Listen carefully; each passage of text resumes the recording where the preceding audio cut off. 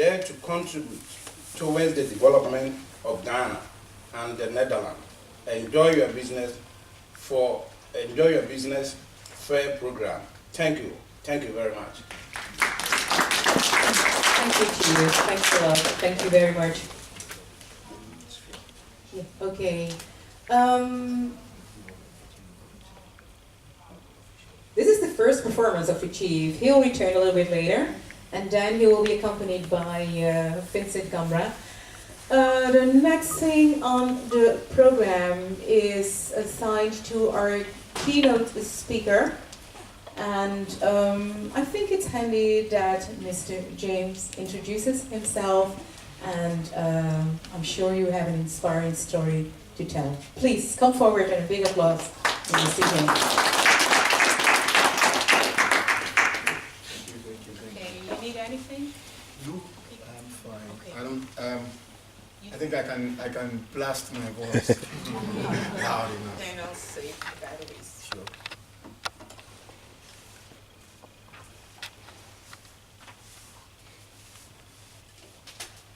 Good morning, ladies and gentlemen. Well, I'm excited to join you today in what will go down in history, in the history of Ghana Netherlands Consortium, as one of the challenging and thought-provoking fair and exhibitions to be organized. This is because of two reasons. One, our current president's inclination not to follow the old Ghanaian ways of governing.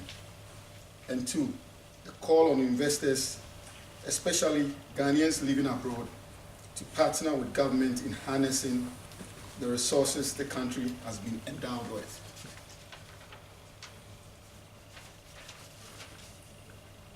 I'm tasked this morning in sharing a few thoughts with you on changing mindset for investment opportunities in Africa.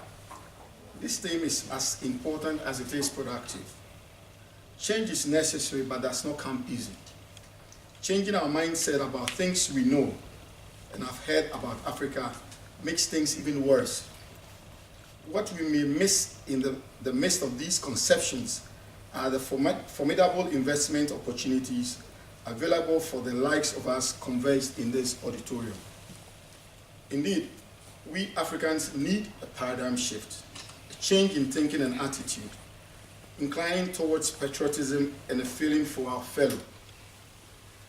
But so do the rest of you who are gracious enough to want to help. Transformational change happens at the level of the mindset. We all want to prosper. We all want a prosperous, stable, and equitable Africa. We want it as soon as possible. That is why you and I are here today. If we know where we want to go and what has to be done to get there, then why do we seem stuck on implementation? A wish list is not a strategy for getting things done. It is a recipe for infinite loop of conferences and declarations. They have the Bamako Accord, Accra Declaration, so many declarations. But what then what has come out of these things? That's what we have to ask ourselves. In Ghana, there is a story of a company called Blue Skies. This was formed by a British entrepreneur, Anthony Piles, in 1997. His vision was to put a factory where the fruits grow and deliver ready-to-eat fruits, which was fresh from harvest, from farm to store within 36 hours. His initial company, he used to work for a company. Initially, that company that he was a CEO rejected this due to the mindset that they had about Africa.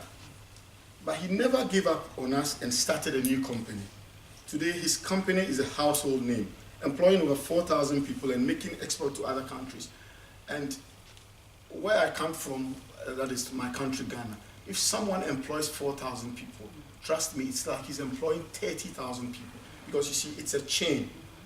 Every person that is employed in a company has not less than 10 people dependent on him. You see, it's like a tree. You know, his children, a baobab. His children, his wife, his children, nieces, nephews, grandmother, grandfather. You know why we look after our grandfathers and grandmothers in Africa? Because we say it's a sign of good luck. the Lord, the God blesses you. That's our belief. You can't change that. So you can imagine Anthony Piles employing 4,000 people. He's the biggest employer in a region called the Eastern Region of Ghana. He's the biggest private employer. So you can imagine the effect he has had on our nation. I work in an area and where I see his trucks passing every morning, every evening, going to the airport, shipping fresh juice to the UK, Sainsbury's in the UK, and I admire him for that. That's a British entrepreneur making it big in Accra, Ghana, making it big in Ghana. The Dutch, for almost 70 years or so, never gave up on us. Don't forget that the Dutch have been selling clothes to us in Ghana for over 70 years. Now it's Vils Course or something like the Hollandaise. My wife has a number of them, so you can imagine. They've never given up on us. So basically, mindset change is not a technical change. It is political and social because it is about people. Citizens bear most of the risk of transformation. Africa is endowed with more resources of what is needed. What is left? Value addition, integrated trade and promotion of local products. We will never win by discounting the quality of products of our people. Working together with an understanding of the strategic environment and partners, we can speed up progress since growth can never be accidental. There's never an accidental growth. It has to be planned. And both parties or all parties need to buy into that vision. We need to and want to improve the value of our network. Some African governments are moving their goalposts, and the investors know this already. In my country, Ghana, my president says he's a man in a hurry, has no time to waste. So he's going and he's moving the goalposts. So if you don't go along with him, he will leave you behind. This is a man that has preached that we've been voted into power, and he's practicing it. So you need to come along with us. The way it is going now will make the investor think twice. Personally, I think there should be a plan to make things work better in Africa. We now have a change of mindset, and we are willing to work smart to generate success.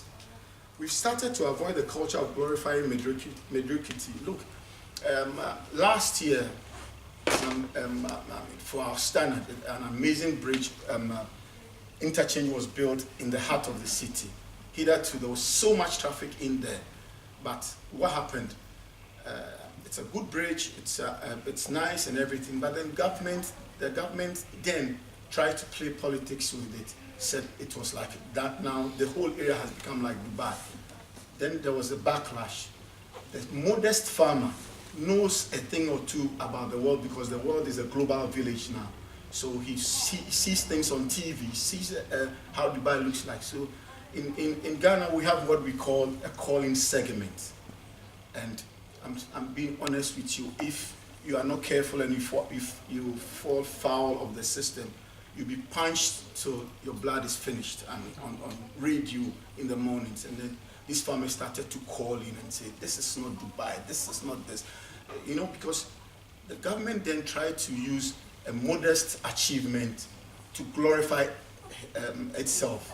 And then there was a backlash. So we have started to understand that we cannot glorify mediocrity in Africa and for that matter in Ghana. So we all need to do things the proper way.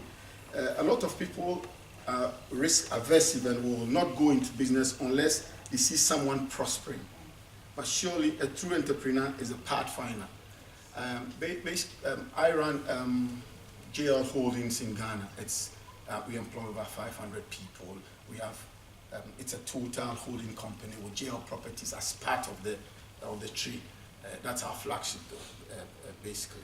But then we go into areas that we see that we can make a change in the lives of people. We explore, and that's what everyone should do. You should not wait and then say that because there is money in real estate, you're going to follow a path that you are unsure of or you don't know of. Or you need to look at the system and then pick where you can be of help. Because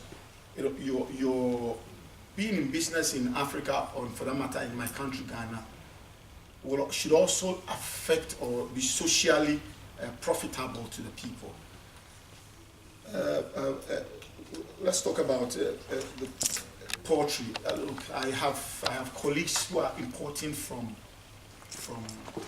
Netherlands. I mean, I know the Netherlands to be big in poultry. They are importing every day, every week from here. Why can't the Dutch come to Accra, come to Ghana, go to the Eastern Ridge, go to the Northern Ridge, go somewhere there, involve itself in poultry farming, because that is, I mean, I understand you are specialists in that field. Come and help us. There will be challenges, but then at the end of the day, there will be profit coming out of it. So I personally understand some of the risk factors that deter most of you here, but I can assure you most of them have been addressed or are being addressed.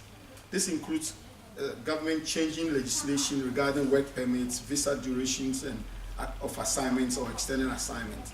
Tax laws may change, and not all countries have double taxation agreements with the home countries, etc. But recently, I mean, in the budget that we had something we call the nuisance taxes, and it's all been removed. It's a step in the right direction. So that change, there's a change going on, and it's a continuum, it's a process. So you'll be amazed the things that you come to get or you come to see if you decide to invest in Ghana. Political unrest is also now very minimal, as you may have heard in the case of the Gambia. Before the Gambia issue crisis came up, there have been elections in Ghana, and then a year or so before in Nigeria, our big neighbor. Everything had gone well, and so once the then president of Gambia, Yahya Jammeh, tried to shift the goalpost by saying, listen, after accepting results, he says, I will not accept it. The whole West African presidents came together, told him in the face, Alhaji Jammeh, you can't do that, it's unacceptable, look at us, you can't match the total force of West Africa. Now there's change in Gambia, peaceful, and life goes on in West Africa. So West Africa is so stable now. My country, Ghana, of course, is exceptional. I mean, you see, we need to help the poor by helping the rich. Some of us are still of the view that all Africans are poor. No, that's not the case. In total in Africa, we're over 1 billion people, and yet the truth is that only maybe 450 million odd people are below the poverty line. That leaves 550 million people above the poverty line. Out of this 550 million people, there is a good number, something over 150 million, who are middle income people. And so if you help us to reduce poverty by partnering us to set up small businesses, micro, small, medium businesses, we also carry those people below the poverty line along by reducing poverty, because we will employ them, then they would also look after their family and all that. Because I can personally also attest to the fact that we Africans ourselves, we want to change the notion that we are passive and beggarly. There is an increasing demand by the African for trade rather than aid. That's why somebody like Tony Blair has bought into that idea. He goes around trying to tell people, explain to other nations, other more endowed nations, to help Africa, not with aid, but in partnering us. So that's the direction we're going now. The idea that it's all about bad governance and that only a change in governance system can turn things around is gradually changing. It is well understood that he who plays the piper calls the tune. The paradigm that there are few profitable opportunities in Africa is far from true. Actually, almost every type of business operating in Africa show profitability because most countries have low development thresholds. There is a huge demand in almost every sector. This is unlike many Western markets, which has become saturated. There is money to be made, that I can assure you. The current mindset that there is no money to be made and that we are so poor and cannot afford it is plain falsehood. Many of our countries benefited from the resource boom of the last few years and are awash with cash. In the case of Ghana, we recently discovered oil, and we keep on drilling new wells, and there's the Chinabua well. It's all coming on stream. That is fresh money coming into the pot, and so that will make more people have more money on them to spend on other things. So business would be good and is good and is going to be good in Africa, especially in my country, Ghana. So ladies and gentlemen, yes, there is risk involved, but a commensurate high rate of returns. There is political tension at times because there's weak judicial system, and certain unstable society seem not to offer any attraction to some investors. However, the truth is that the return on the investment far outweighs what is possible from most regions. This is a well-hidden secret that has been beneficial to a few business people. Therefore, I will conclude by saying Africa has its risks and they abound. Businesses open up and shut down for one reason or another. In Ghana, when you go for a funeral or a reception, the person who is paying for the singer or the DJ always gets to decide whose song is played. So when businesses are empowered, they are able to affect, in the long run, governance, because they become stronger, grow in their tax-paying obligation, and hence their influences. Yesterday in the evening, I was with Vincent. He told me of a story of a shopping enclave that has been closed down in this country because we were there ourselves, and after 20 odd years of operation. So you see, we are not alone. This is not exclusive to Africa. The global business failure is not far different from what it is in Africa. But if we approach this new era with oneness and a new mindset, we will all stand together. Ladies and gentlemen, on behalf of the President of the Republic of Ghana, Nana Addo Dankwa Akufo-Addo, the people of Ghana, and on my own behalf, I will take this opportunity to invite you to invest in Ghana, my motherland. And trust me, you will not regret it. God bless Ghana. God bless the Kingdom of Netherlands. God bless Ghana Netherlands Friendship Association. God bless us all.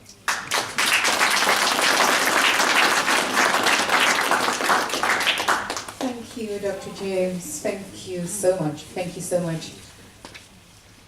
Vincent on the stage? Vincent is not here yet. So I think maybe it's handy that... Sorry? Okay. Then I would like to invite to the stage Ms. Rosalind Boslow. Ms.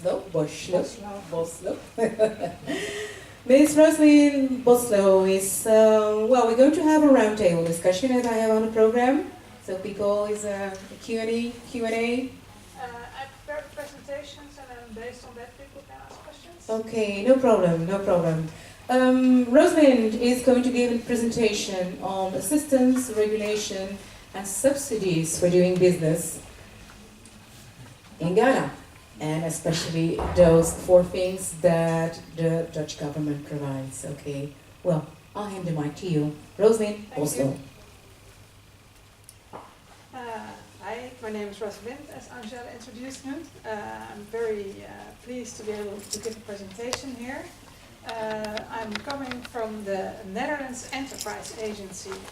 I wonder, how many of you have ever heard of the Netherlands Enterprise Agency? Can I see some hands?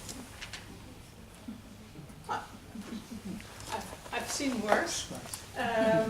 So basically we implement a lot of policies on entrepreneurship.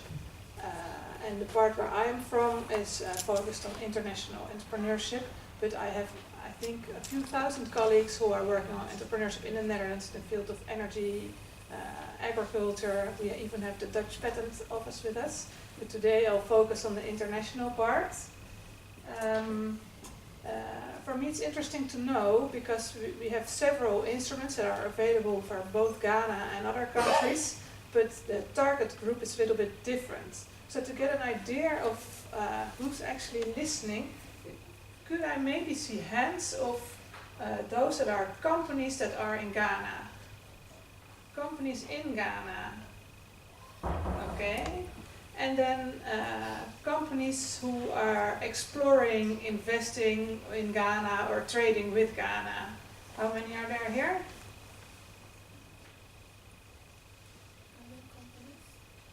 Not that many. And how many of you are active in agriculture sector? A few. And are some of you working for NGOs or organizations that stimulate trade developments? Okay, well, that gives me a little bit of an idea who's present. Basically, what the Netherlands government does is to try to stimulate trade and at the same time private sector development. And we do that in 4 different ways, which I will explain during this presentation. Knowledge and information, public-private partnerships, funding, and working towards an enabling environment. To start with information and advice, there's a lot of information to be found on our website on Ghana. To promote that more Dutch entrepreneurs will start their business in Ghana and to inform them also on how to do that. Also, it's possible to get advice if you have specific questions or even to do a business partner scan. And in some occasions, if there's a very good opportunity, for instance identified by the embassy in Accra, then we organize an event. It's good to note, I think, especially because of the audience, that there's special attention for first-timers. For instance, vouchers to participate in missions or coaching to get your business abroad started if you're a first-timer. Then specifically for companies who are already working in Ghana or who are based in Ghana, there's a lot of information available about exporting to the European markets. This is provided by part of our organization. It's called CBI, and here you can select any sector that you want to know more of, for instance processed fruit and vegetables, and you can find a lot of information about market opportunities in different countries, what's important for this sector, specific rules and regulations. So I really invite you to take a look because it's a good way to orient on foreign markets. Then public-private partnerships. This is a way of working that we really believe in because it involves the private sector, so that you know that after a project has ended, there is a business case for the companies that are involved, so there will be a continuation of the efforts. On the other hand, by involving NGOs and governments, you are sure to address important themes such as food security or gender issues. In fact, in Ghana, also the Netherlands Embassy has implemented several public-private partnerships. This year we expect 3 different kind of public-private partnerships to be available. The one for sustainable entrepreneurship and food security, one example of a project that's already going on in Ghana is a project that is focused on strengthening the export through the European Union. So phytosanitary aspects are addressed, but also there's a lot of training in Ghana on good agricultural practices so that the level to export to the European Union is matched. And then there's going to be a very specific program on projects in the water sector or agriculture that rely on satellite data. If you should be interested in this very specific theme, come to me and I'll give you a contact person. And then currently there's already a program open on water, sustainable water. I will give you a little bit more information about that so that you can get an idea of what kind of programs these are and if this could be interesting. Basically, these kind of sustainable water projects focus on WASH, so water sanitation, hygiene, but this also includes solid waste. It focuses also on river management and on agriculture, especially the irrigation part of agriculture. An example of a project that could fit within this program is a project that's currently implemented in Ashaiman, where sanitation is promoted, vehicle waste is collected as well as organic waste. This combined is turned into energy on the one hand and a fertilizer on the other hand. And the fertilizer is being used in a nursery to provide good starting materials for farmers. So this is an example of a project that addresses many different needs. It involves the local municipality of Ashaiman, it involves private sector, it involves NGOs, and it can have a very big impact. If you know someone who's interested, or if you are active in this field, know that you can always present your first idea to RVO. Please do this before the beginning of December. And then there's also, if the idea is approved, vouchers available to fine-tune. For instance, if you're an NGO or small and medium enterprise, you can get a voucher to address specific issues, how you can make the project have more impact on gender or more social impact locally. Basically, these are complex programs because you have to work with so many different parties, but on the other hand, you can have a lot of impact.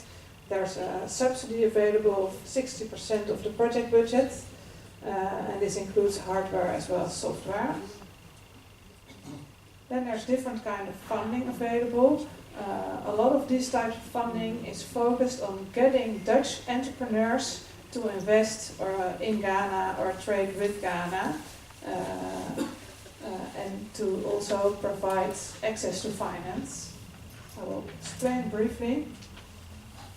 So for instance, for the main companies that have come to the Netherlands, if you find a Dutch partner and this partner may have interesting processing equipment for your company, you would want to know if this is really suitable for your situation.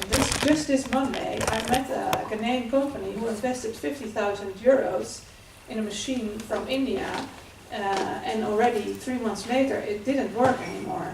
It's really important to grow your business, and as Doris said, to make the step into processing, but then it's important to do your research before investigating. So such a feasibility study can be applied by the Dutch company, so that a study can be done that proves the economic as well as technical feasibility of this specific machine.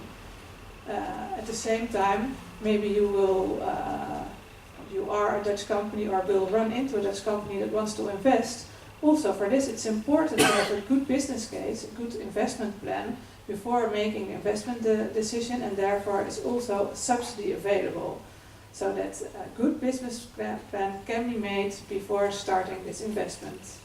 Another example is a demonstration project. Perhaps there's a very interesting Dutch technique that can play a large role in limiting harvest losses, but no one is going to buy it if they haven't seen it, if they haven't seen what it can contribute. So therefore it's possible to do a demonstration project, for instance at a land or a company in Ghana that a Dutch party partners up with. Here on the side are some examples of this instrument that already took place in Ghana. Then there's also the Dutch Good Growth Fund. It's a big problem for Dutch companies to invest in countries like Ghana, simply because banks are not so easy to give a loan. That's why this specific instrument was started. So a Dutch company that wants to invest in a Ghanaian project or partner up in a joint venture, they can address DGGF, and DGGF can, for instance, provide a guarantee to a Dutch bank so that they are willing to give a loan, or they can participate in the loan, or even in a private equity fund so that the private equity fund is willing to invest. Also, if indeed it turns out that the processing equipment is interesting for the Ghanaian company, it needs to be shipped, and it presents risks for both the Ghanaian and the Dutch company. and therefore there is a credit insurance and trade finance available through Adradius, so that you can de-risk the export of these kind of capital goods. So this part is primarily focused on Dutch entrepreneurs. At the same time, there's a fund constructions for the Ghanaian small medium enterprises. PricewaterhouseCoopers has a large fund, and local funds can apply to be part of this fund. So for instance, Grovin is a fund that is available for Ghanaian small medium enterprises, and they are approved to get a loan from the DGGF so that they can service small medium enterprises in Ghana. There's 4 different of such funds that are active in Ghana, focused on the Ghanaian entrepreneurs, and they are mentioned down here. If you are interested or know anyone who's interested, they should address these organizations directly. And then finally, the enabling environment. We have a very active embassy in Accra, who have also some very large programs, for instance, developing the vegetable sector in Ghana, the cocoa sector and the palm oil sector. And apart from that, they work together with many partners, such as RVO, to address the enabling environment. CBI is an example that I will tell something about, but also NAVIC. I think many Ghanaians have studied in the Netherlands through the Netherlands Fellowship Program. Also, they just started a big cooperation project between agricultural universities and knowledge institutes. And then there's PAM and some interventions of my organization. I'll give you a little bit information at CBI.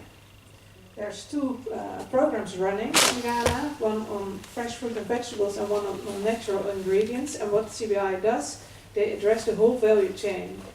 First they make an analysis, and then they work with exporters to make sure that they are ready to export to the European Union. They work with business support offices to make sure that they can play their role. They work with importers in the Netherlands. They make sure that there's, and in Europe, they make sure that there's presence of Ghanaian companies in important trade fairs, and they try to give advice to the policy development. What can this mean for instance, companies in Ghana? First thing